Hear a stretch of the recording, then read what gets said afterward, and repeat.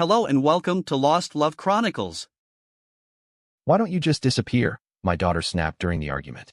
Then her mother added, "We'd be better off without you." I didn't argue. I didn't shout. I just quietly packed my bag. This morning, I woke up to 27 missed calls. I used to believe words were just words. Temporary. Meaningless when flung in anger. But some sentences cut deeper than any punch. One moment, one sentence, and everything you believed in can start to unravel.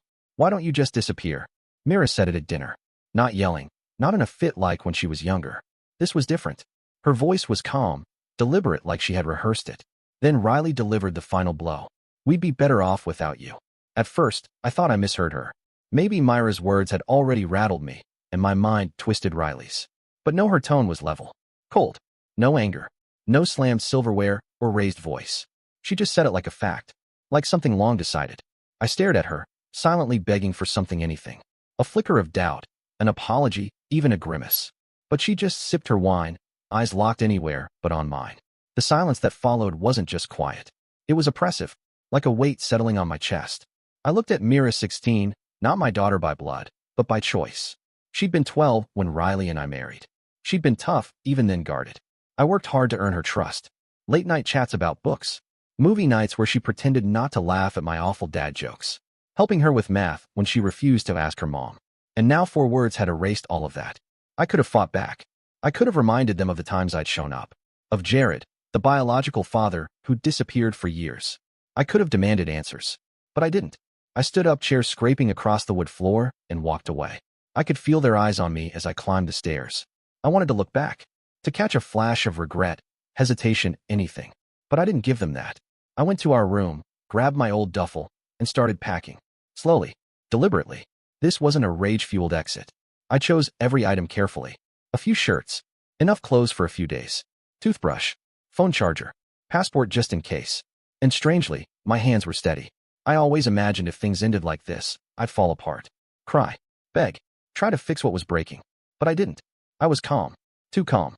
Downstairs, I heard muffled voices. Mira stomping off. Dishes clinking as Riley cleared the table. But no one came after me. No one stopped me. The realization hit hard like a punch to the gut. They didn't care. They weren't expecting me to fight back. They weren't expecting me to stay. And for the first time, I truly felt like a stranger in my own home. I zipped up my bag, slung it over my shoulder, and headed downstairs. Riley stood by the kitchen counter, arms crossed. Her face gave nothing away, not anger, not regret. Just waiting. So you're just leaving? She asked. You said you'd be better off, I replied, checking my pocket for the keys. I'm respecting that. Her lips parted slightly like she might say something, but then she closed them again. Pride? Guilt? Or maybe just that same stubborn streak that had built walls between us. I walked to the front door, hand resting on the handle. Before stepping out, I turned to her one last time. You know, I said quietly, when Mira said what she did, it hurt.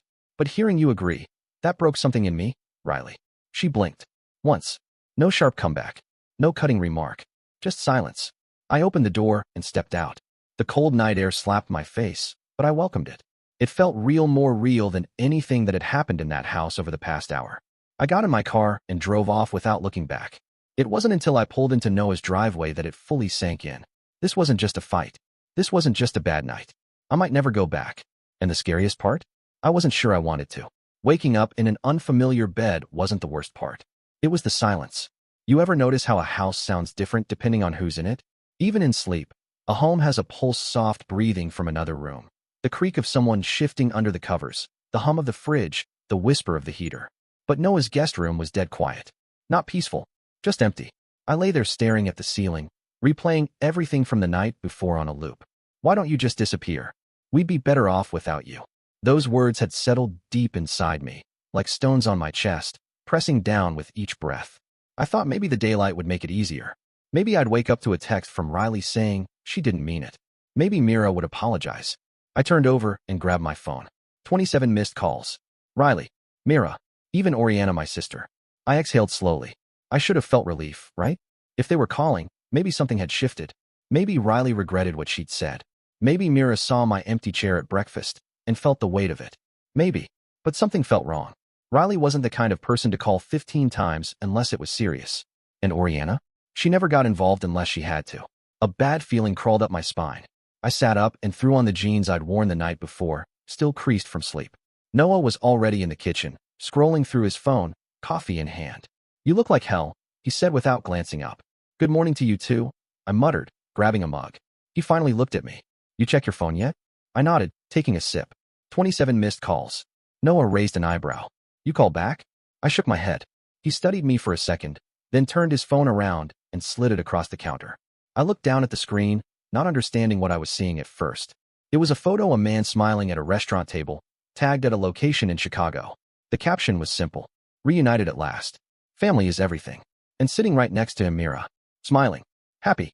The man beside her was Jared. I blinked, looked again. My stomach twisted. "When was this taken?" My voice was low, steady. "Posted last night," Noah said, sipping his coffee. "Looks like he's been back in town for a while." I stared at Myra's face.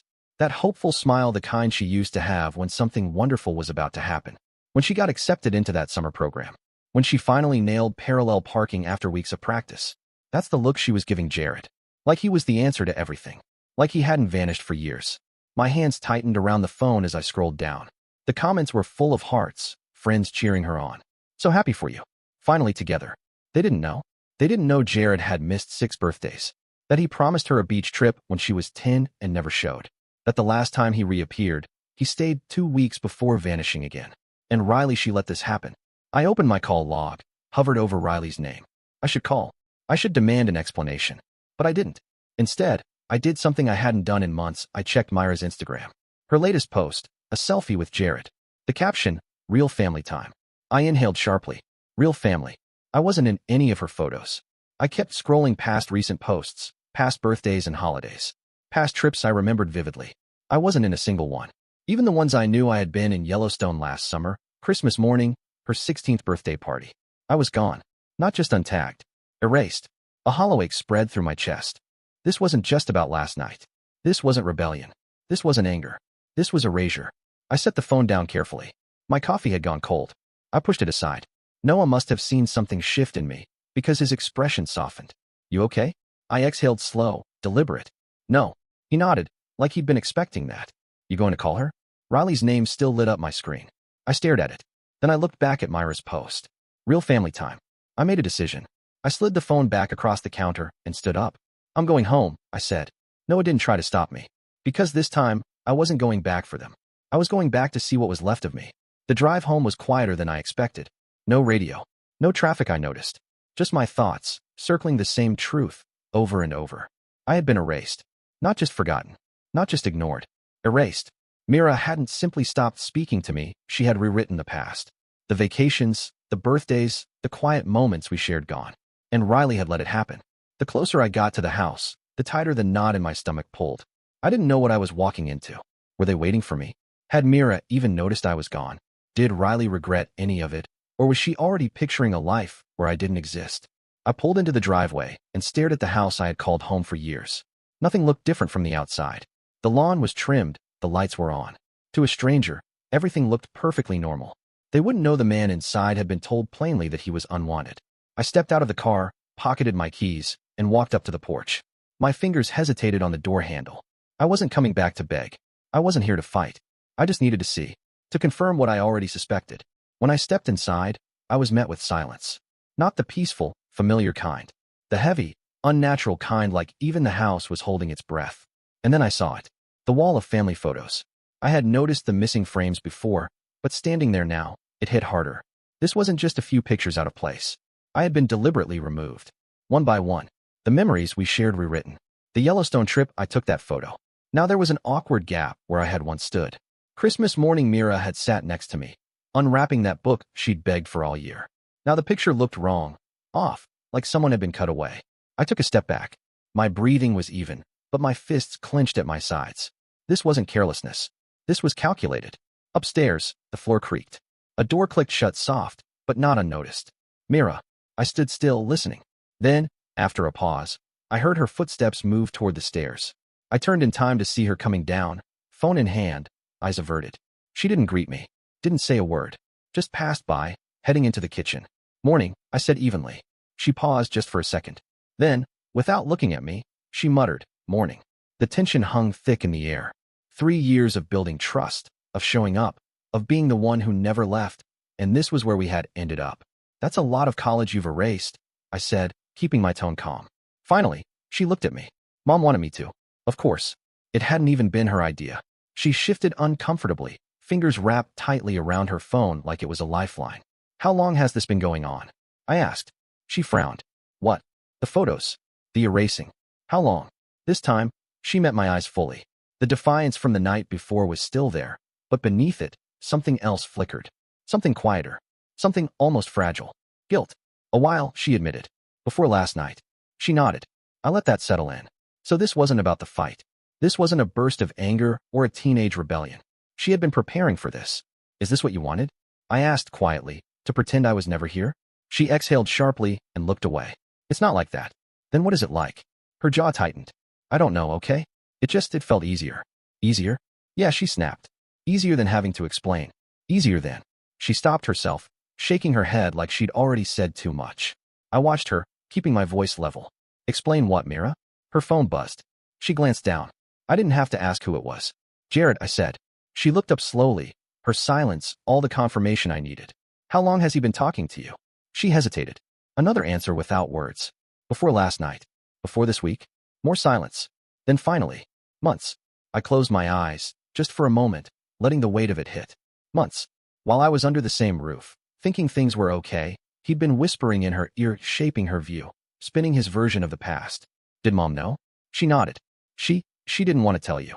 She thought it would just make things worse. Worse. Riley had known. She had known Jared was back. That he was talking to Mira. That he was twisting the truth. And she had let it happen. Did he tell you to do it?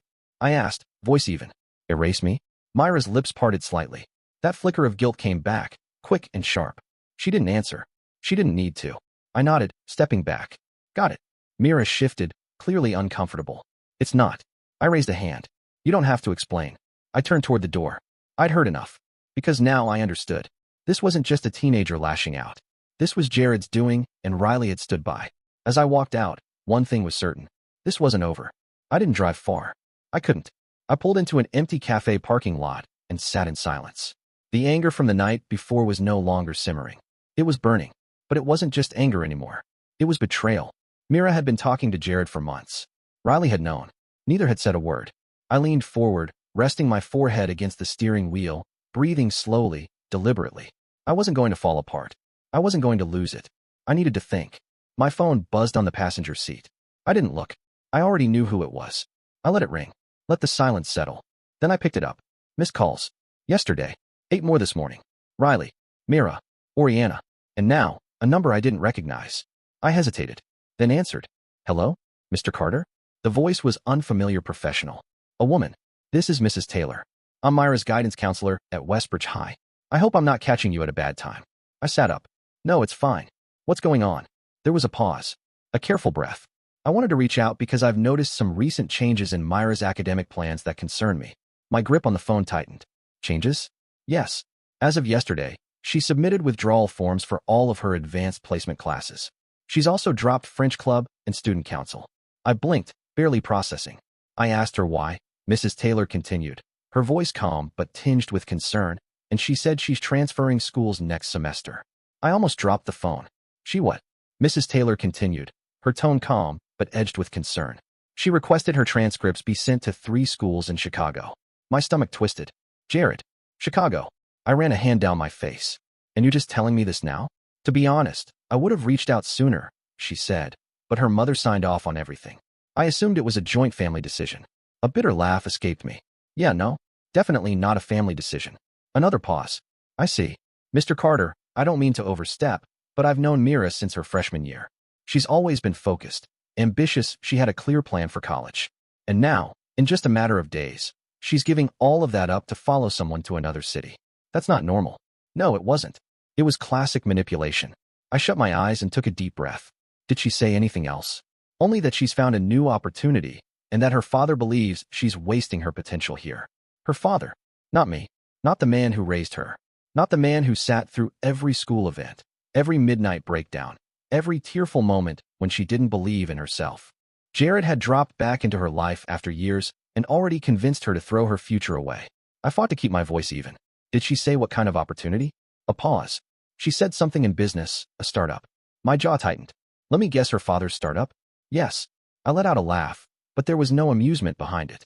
Just fury. Just disbelief. I knew exactly what was happening. Jared had pulled this before. Not just with Mira. Not just with Riley. With others. Years ago, he convinced Riley to lend him $20,000 for a sure-thing business venture. She never saw a cent of it. When Mira was 13, he popped back up, promising her the world only to disappear 2 weeks later after conning another $5,000 out of Riley. Now he was back again. I exhaled slowly, steadying myself. Mrs. Taylor, I need to ask you something. And I need you to be completely honest. Of course. Do you think Myra's making these decisions because she truly believes in them, or because someone is manipulating her? Another pause. Then quietly. I think she's being manipulated. I closed my eyes. That was all I needed. Thank you, I said. I appreciate you calling. If there's anything I can do, I'll handle it, I said. And I meant it. I ended the call and stared out through the windshield. Mira wasn't just pulling away from me. She was being pulled. I knew Jared. I knew his games. Convincing her to erase me? That was only step one. Next came dependence. Get her tied to him emotionally, financially. Make her believe he's the only one who sees her potential. I couldn't let that happen. I wouldn't. I drew in a slow breath, grounded myself. First step, I needed to see Riley. I started the car, backed out of the lot, and headed home. When I pulled into the driveway, Riley's car was already there. Good. I stepped out, walked to the front door, and knocked hard. A moment later, it opened. Riley stood there, arms crossed, eyes wary. You're back. I pushed past her, stepping inside. Where's Mira? She's out, Riley said, closing the door behind me. What's going on? I turned to face her. You tell me. Because I just got off the phone with Mrs. Taylor, and she says our daughter is dropping out of everything and transferring to Chicago. Riley's expression faltered for a split second, then the mask returned. I was going to tell you, she said. When? My voice was sharp. When she was already gone. Riley sighed, rubbing her temple. Landon, how long have you known? I cut in. How long have you known he was back? That he was talking to her? That he's been filling her head with this crap? Her lips pressed into a thin line. A few months. My stomach twisted. Months? I took a slow step forward. And you didn't think I deserved to know? Riley lifted her chin. I thought I could handle it. You thought you could handle Jared? I scoffed. The same man who stole from you? The one who lied to Mira, abandoned her, disappeared for years at a time, and now suddenly you believe he just wants to be a father? She hesitated. I dragged a hand down my face. Jesus, Riley. I was scared, she snapped. All right. I was scared that if I pushed too hard, she'd cut me off. That she'd choose him. I inhaled sharply. So instead, you let her erase me. Silence. Riley looked away and exhaled. I didn't know what to do. I nodded slowly. Well, now, you don't have a choice. Her eyes narrowed. What do you mean? I pulled out my phone. I'm stopping this. Riley's face paled. What are you going to do? I met her gaze. I'm going to make sure he never gets the chance to do this to her or anyone else again. She stepped in front of me, arms crossed, jaw tight. I could see the tension in her frame, the twitch of her fingers. But I didn't care. I wasn't here to debate. I was here to end this. You can't just stop Jared, Riley said. He's already in Myra's head. If you push too hard, you'll only drive her to him faster. She's already running to him, I snapped. Or did you miss the part where she's transferring schools? Where she's about to hand over her entire college fund? Riley flinched. I didn't, she started. Didn't what? I demanded. Didn't think it would go this far? Didn't think he'd do it again? A bitter laugh escaped me. You should have known better. We both should have. Her jaw tightened. You think I don't feel guilty? I think you're more focused on keeping Myra's trust than keeping her safe. That one hit. Her face crumpled just for a heartbeat before she covered it again. I exhaled, tired and burning. Look, I don't have time for this. You want to keep pretending Jared's not dangerous? Go ahead. But I'm not going to stand here and let him do to Mira what he did to you. What he's done to who knows how many others. Riley stared at me, something flickering in her eyes. What do you mean? I unlocked my phone and pulled up a folder I'd created years ago, the one I'd hoped I'd never have to open again. Then I turned the screen to her. Riley's breath caught. There it was, the evidence. Jared's trail of scams. The fake businesses. The money stolen. The names of victims, people who had trusted him, believed in him, and been left with nothing. This isn't just about me, I said. This is what he does. He earns trust, sells dreams, and then drains people dry before moving on to his next target. Riley's face went pale as she scrolled through the files. Where did you get all this? I've been keeping track since the last time he showed up, I admitted. I had a feeling he'd come back eventually. Riley swallowed hard. And now Mira is his next investment, I finished. Unless we stop him. She stared at the phone, her hands tightening around it. For the first time, I saw real fear in her eyes. You have a plan? She asked quietly. I do. She hesitated. What is it? I exhaled. We take him down. Legally. Publicly. We expose him. Riley's expression darkened. How? I glanced at my phone. With a little help. I scrolled through my contacts and dialed Oriana. She picked up on the second ring. Landon? I need a favor. A pause. Is this about Mira? Yes. And Jared? Silence. Then, what do you need? I looked at Riley. Connections. Someone who can help us bring him down for good. Oriana didn't hesitate. I know someone at the SEC. If Jared's soliciting investments under false pretenses, they can launch an investigation. I held the phone tighter. He's clearly trying to drag Mira and her friend's parents into this. Oriana swore under her breath. All right, I'll make some calls. Send me everything you've got. Already on it. We hung up, and I turned back to Riley. Step 1, get the SEC involved. Step 2, get the police involved. Step 3, I smiled coldly. Set a trap. Riley exhaled. You want to bait him? Exactly. She looked uncertain. Landon, if we do this, Myra's going to hate us. For a while. Probably, I said. But I'd rather she hate me for protecting her than resent me for letting him destroy her future. Riley looked away. She won't forgive me. She will, I said gently. Eventually. She let out a shaky breath. And if this doesn't work? I shrugged. Then at least I'll know I did everything I could. Riley hesitated, then nodded. What's the plan? I pulled up Jared's latest text from the family group chat. Big announcement at dinner tomorrow night. Can't wait to share the news. I smirked. We're going to crash his party. The next evening, I sat outside the restaurant watching guests arrive. Riley sat beside me, twisting a napkin in her hands, clearly nervous. Good. She should be. You're sure this will work? She asked. It's already working, I said, nodding toward a black sedan parked nearby. Inside were federal agents. And inside the restaurant 3 parents wearing hidden mics. Jared was about to pitch his fake startup, and we were about to catch him in the act. Riley exhaled. Myra's inside. I know. She's going to be furious. I know. She looked at me. You still want to go through with this? I turned to her. Would you rather let her hand over her college fund to a con artist? Riley didn't answer. I opened the car door. Let's go. The restaurant buzzed with conversation. Jared sat at the head of the long table, all charm and confidence, smiling at Mira like she was a trophy. I fought the urge to punch him. Instead, I walked forward. Jared's smile faltered when he saw me. Landon, he said, feigning surprise. Didn't expect to see you here. I smirked. Figured if this was a family dinner, I should be invited. Myra's expression darkened. Dad, what are you doing here? I didn't answer her. I turned my attention to Jared. So tell me about this business opportunity, I said, my tone light but edged. I hear it's a once-in-a-lifetime investment. Jared's smile stayed in place, but I caught the flicker of unease in his eyes. That's right, he replied smoothly. I'm offering my family and closest friends the chance to get in on something big. I nodded slowly. And all it takes is a few $100,000 from the people who trust you most. His eyes narrowed. Landon, I don't think this is the right time or place. I smirked. Actually, it's the perfect time. I turned toward the entrance. Because we've got a few more guests who'd like to join us. Right on cue, the federal agents entered. Jared's face went pale. They walked straight toward him. Jared Williams, one of the agents said, producing a folder. Jared stood up quickly, his voice sharp. There must be some mistake. There's no mistake, the agent said firmly. We have evidence of securities fraud, wire fraud, and investment fraud. You're under arrest. Mira gasped. Jared turned to her, trying to recover. Sweetheart, I don't know what's going on. This is all just a misunderstanding. Mira looked at me, wide-eyed. For the first time in months, I saw something shift in her expression, uncertainty. Dad, she whispered. I met her eyes. I told you, kid. Real family protects you. And as Jared was handcuffed and led out of the restaurant, I saw it happen the moment she finally understood. I had never been the villain. The room went silent. That heavy, stunned silence that comes in the wake of something explosive. The agents' voices had been calm, professional, as they read Jared his rights. A few guests gasped. Others froze, unsure whether to pretend they hadn't just witnessed a takedown or to start whispering about it. But none of that mattered. The only reaction I cared about was Myra's. She stood frozen, staring at the door Jared had been taken through. Her shoulders were tight, her fists clenched at her sides. I could see it, the illusion cracking. I took a cautious step toward her. Mira, don't, she snapped, her voice sharp but trembling. She turned slowly, eyes blazing. But underneath the anger, there was something deeper: betrayal. You set him up, she said. I held her gaze. I protected you. Protected me? Her voice rose, trembling with emotion, loud enough that a few nearby guests glanced over. You ambushed him. You got him arrested. I exhaled slowly.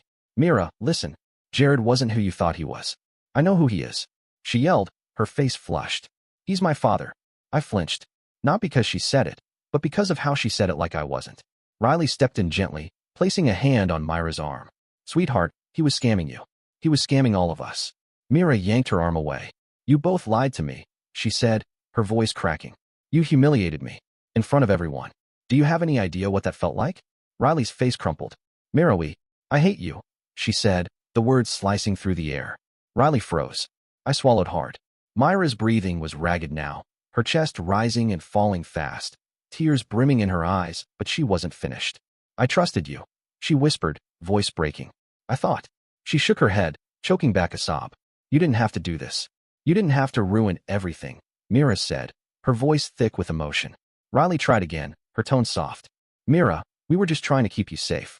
Mira let out a sharp, bitter laugh. Safe? She turned her glare on me. You never wanted me to have a relationship with him. You just waited for an excuse to get rid of him. My jaw clenched. That's not true, isn't it? She challenged. You were jealous. You couldn't stand that he came back, that I wanted to be with him. I exhaled slowly, fighting the frustration, exhaustion, and helplessness that came with trying to reach her through the anger. You know what hurts the most? She continued, her voice trembling. I thought you were different. I thought you actually. She cut herself off, pressing her lips together and shaking her head. I took a step closer. Mira, I love you. Her breath hitched just barely. No, you don't. You just want to control me. That hit hard. It hit like a punch to the gut. I'd spent 16 years proving to her that I wasn't like Jared, that I wouldn't leave. I wouldn't hurt her. I wouldn't lie. And now, in her eyes, I was the villain. I nodded slowly, my voice steady. Okay, if that's what you believe, I won't try to convince you otherwise. Mira blinked, caught off guard by my calmness. But let me ask you one thing, I continued. If he was innocent, why did he run? She opened her mouth, then closed it. I stepped closer. If he was telling the truth, if he really loved you, why did he ask you to cut me out of your life? Why did he ask you to lie to your mom? Why did he need your money? She shook her head. He was trying to help me, she whispered. I softened my voice. By stealing your college fund? Myra's breathing became shaky, and I could see it, the cracks starting to form, the inner battle as her heart and mind tried to process everything. He said it was an investment, she muttered. I gave her a gentle look. It wasn't. It was a scam. And you weren't the only one he was trying to fool. Tears spilled over, and she angrily wiped them away. I knew better than to push her any further, so I let her stand there, arms wrapped around herself, the truth slowly sinking in, shattering everything she had believed. Riley reached for her again, but Mira stepped back. I need to go, she said, her voice broken. Riley looked at me, silently asking what to do. I shook my head. Let her go. Mira turned and walked out of the restaurant, her shoulders stiff and her head down. Riley hesitated, then exhaled. She hates us. I shook my head. She doesn't. Riley looked at me, her voice faltering. She just said it to our faces. I met her eyes.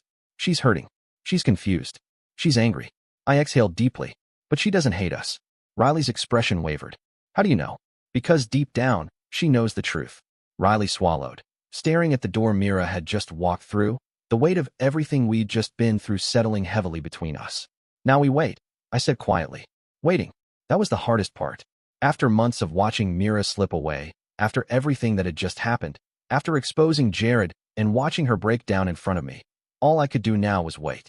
It had been 3 days since the restaurant, 3 days since she stormed out, since she looked at me like I was the one who had betrayed her, since she walked away without a second glance. And in those 3 days, nothing. No calls. No texts. Just silence. Riley was struggling with it in her own way. On the first day, she had paced around, picking up her phone every 5 minutes as if she expected Mira to suddenly change her mind and come home. By the second day, she had gone quiet, exhaustion settling into her bones. By the third, she looked like she had aged 5 years. I didn't tell her, but I had barely slept. I told myself it was because I was waiting for Mira to reach out, but the truth was, I was terrified she wouldn't. What if we had pushed too hard? What if we had done the right thing, but lost her in the process? What if, after everything, Jared still won? The thought alone made me sick. So when my phone buzzed on the morning of the 4th day, I nearly knocked my coffee over trying to grab it. Mira. A text. Just one sentence. Can we talk? I stared at the screen for a long moment, my heart hammering, before I typed back, of course, where? A few seconds later, she responded, ice cream place. I exhaled. 3 years. That's how long we had been going to that little ice cream shop. It had started as a tradition after dance classes, a way to bribe her into talking to me when she was younger. Over time, it became our thing. And now, she was reaching out. I grabbed my keys. The shop was nearly empty when I arrived late afternoon, too early for the usual evening crowd. But I had a feeling Mira had picked it for that reason. She was already there, sitting in the corner booth, hands wrapped around a small cup of mint chocolate chip, the same flavor she had always gotten. But she looked different. Not angry, not defiant, just tired. I walked over slowly and slid into the seat across from her. She didn't look up at first, just kept her gaze on her ice cream, poking at it with her spoon. Finally, she exhaled. I don't know how to start. Then don't, I said gently. Just say whatever's on your mind. She hesitated, then quietly said, I feel stupid. That took me off guard. Why? Her fingers tightened around the cup. Because I should have known. I should have seen it. But I wanted it to be real so bad that I ignored everything. I let her sit in the silence for a moment before responding. That doesn't make you stupid, Mira. That makes you human. Her eyes flicked up to mine, searching. You're not mad? I was never mad at you, I said softly. Frustrated? Sure. Scared? Definitely. But never mad. Her lips parted slightly, as if she hadn't expected that. I leaned forward. Mira, you were lied to, manipulated. That's not on you. That's on him. Her jaw clenched, and I saw the flicker of anger. But this time, it wasn't directed at me. Why did he do it? She asked. I sighed. Because that's who he is. He takes.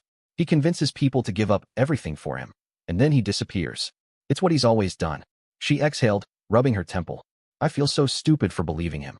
You believed him because you wanted to, I said, and that's okay. We all want to believe that people can change.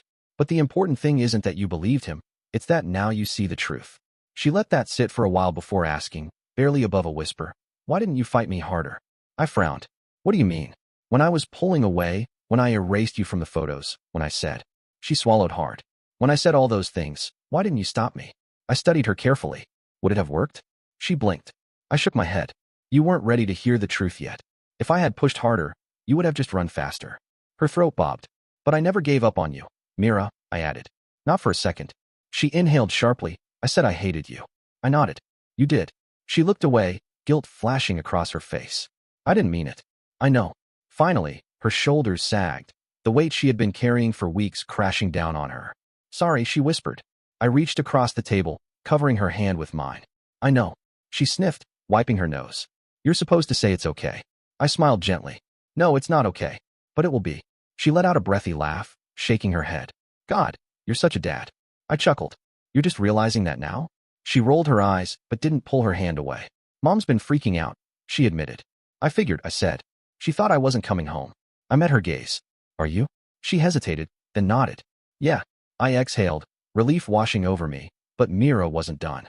One condition, she said. I raised an eyebrow. Oh. She took a deep breath. I want to help. I frowned. Help with what? She looked me straight in the eye. I want to make sure he never does this to anyone else. I blinked. Mira, she said firmly, he used me. He used my friends. He almost stole my future, and I let him. Her hands clenched into fists. I don't want to just move on like it never happened. I want to do something about it. I studied her carefully, pride swelling in my chest. She wasn't just healing, she was fighting back. And I wasn't going to stop her. I nodded. Okay. She exhaled in relief. Okay. I glanced at her melted ice cream. You gonna eat that? She snorted. It's basically soup now. I grinned. Another round? She hesitated and then smiled. Yeah, let's do it. We stood up and walked toward the counter. And for the first time in months, Mira walked beside me not as someone trying to escape, but as someone ready to rebuild. Healing isn't a straight line. It's messy, unpredictable. Some days, it feels like progress. Other days, it feels like you're right back where you started.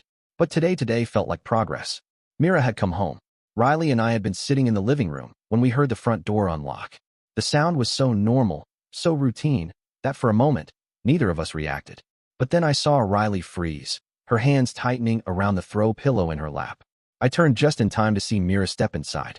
She wasn't carrying a suitcase. She wasn't making a dramatic entrance. She just walked in like it was the most ordinary thing in the world. Riley shot up from the couch. Mira? Mira hesitated in the doorway. Yeah, it's me. For a long, painful moment, Riley didn't move, like she wasn't sure if this was real or if one wrong word would send Mira walking back out. Then she took a careful step forward. Are you? Mira cut in before she could finish. I'm staying. Riley's breath hitched, and I saw her throat bob as she swallowed, her emotions threatening to spill over. Oh, sweetheart. Before Riley could finish, Mira crossed the room and hugged her. Riley collapsed into the hug, wrapping her arms around Mira like she was afraid to let go. I sat back, watching them, letting them have that moment. Then Mira turned to me. She didn't rush toward me the way she had with Riley, but she didn't hesitate either. She just looked at me for a long second before nodding. I meant what I said at the ice cream shop, she murmured. I nodded back. I know. And just like that, the weight I had been carrying for weeks finally started to lift. She was home. The next few days felt lighter. Mira wasn't avoiding us anymore. She didn't immediately go to her room and shut the door. She was still quiet, still processing everything, but she was here. She asked Riley for help with her history project. She sat next to me on the couch and stole my popcorn during a movie. She stayed at the dinner table instead of rushing off after eating. Small things. Huge things. Then one night, she knocked on my office door. I looked up from my laptop. Hey, kid. She stepped inside, holding a manila envelope. I found this in my room, she said, placing it on my desk. Jared asked me to mail it last week. I frowned, picking it up. What is it? Investment paperwork for his startup, she said.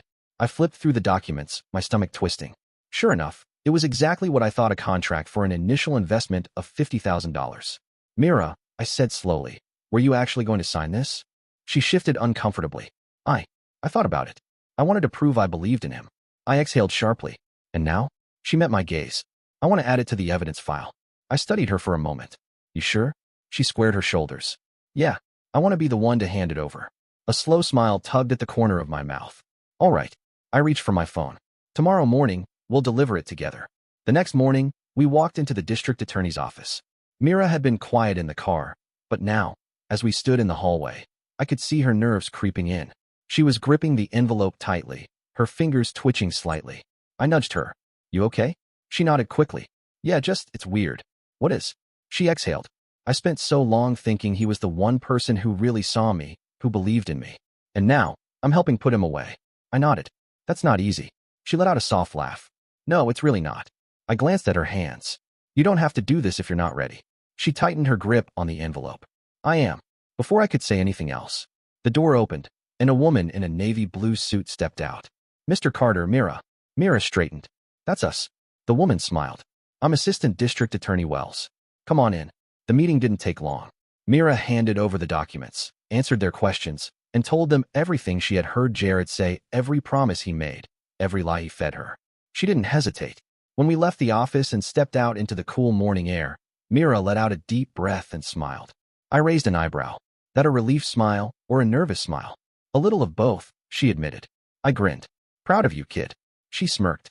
You going to start calling me kiddo next? Absolutely not, I said. You'd disown me. She really laughed, and God, I'd missed that sound.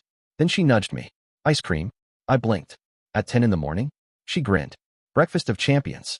I shook my head, chuckling. Let's do it. As we walked down the sidewalk toward our favorite shop, I realized something. This wasn't just healing, this was rebuilding. Mira had made a choice. She had chosen the truth. She had chosen to fight back. And, most importantly, she had chosen me. Dear listeners, please share your thoughts in the comments section below, and don't forget to like, share, and subscribe.